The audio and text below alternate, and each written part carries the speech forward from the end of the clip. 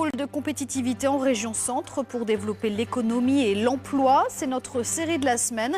Aujourd'hui, gros plan sur Dream qui travaille sur la gestion des ressources en eau.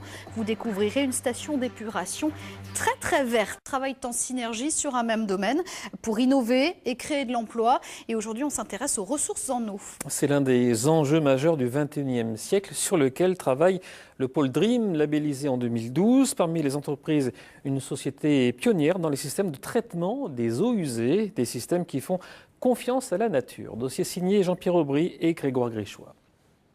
Nous sommes à une assemblée générale de l'association Dream, le dernier des pôles de compétitivité labellisés en 2010. Dream signifie durabilité de la ressource en eau associée au milieu.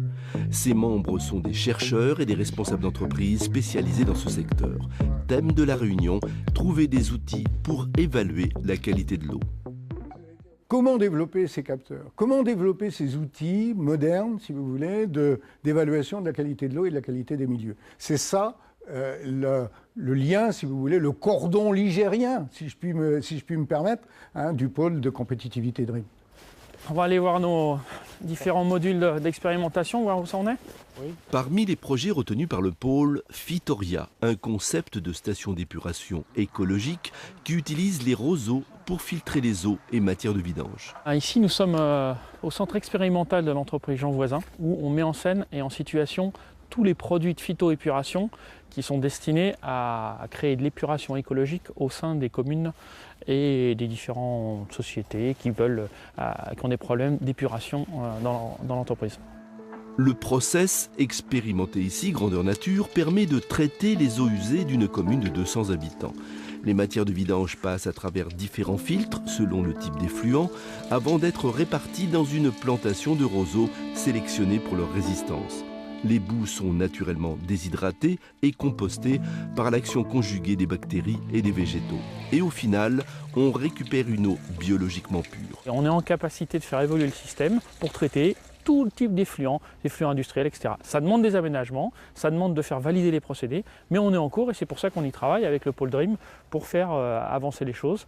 Et c'est le but de la recherche du centre aujourd'hui ici. Et c'est le bureau d'études de cette PME de 70 salariés qui a mis au point le projet Fitoria, un concept de station écologique qui permet de traiter aussi les effluents industriels.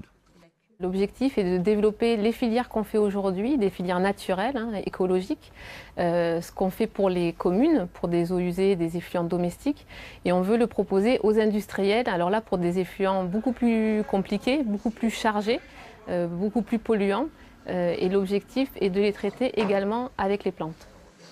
Le premier à être séduit par ce concept, c'est cette entreprise de Contres dans le Loir-et-Cher. L'installation lui a coûté 200 000 € et permet de traiter toutes sortes de rejets. On a fait des choix d'options environnementales fortes, dont la station de phytoépuration qui nous permet de traiter toutes nos eaux usées par phytoépuration. L'objectif de l'entreprise, soutenu par le pôle de compétitivité, c'est d'exporter ce concept et d'en faire une version plus économique pour les pays en voie de développement.